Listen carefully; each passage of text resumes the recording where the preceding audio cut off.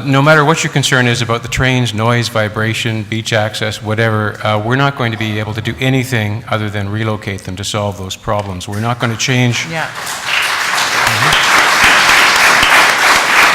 We're not going to be able to change the operating rules or anything like that. So we need to reroute them. It's become more urgent, as my colleagues have said here. And I want to congratulate Mayor Baldwin for taking a stand on that and being steadfast in trying to make that happen.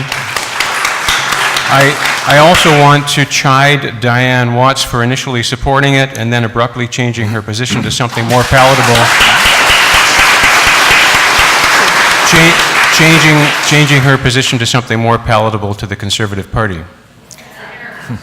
I also want to congratulate local activists like Ken Jones and Paula Williams who have taken on this cause as volunteers in a very professional way, doing their homework and getting their facts straight and sticking with what some might say is a hopeless cause.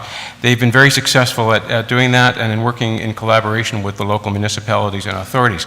My understanding from Ken, who has been an advocate for relocating the track since 1973 and is now the spokesperson for Smart Rail, is that moving the tracks inland may not be as unrealistic and as expensive as most of us think. The overpasses are already in place. It's just a short section that would need to be double tracked.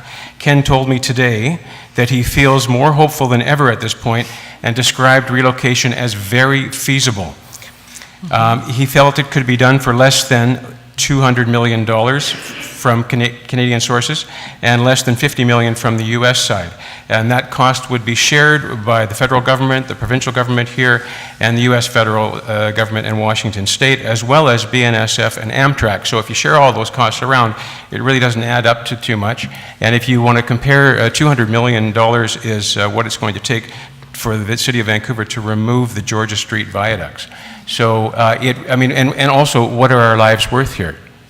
200 million, 500 million? What does it matter? Yeah.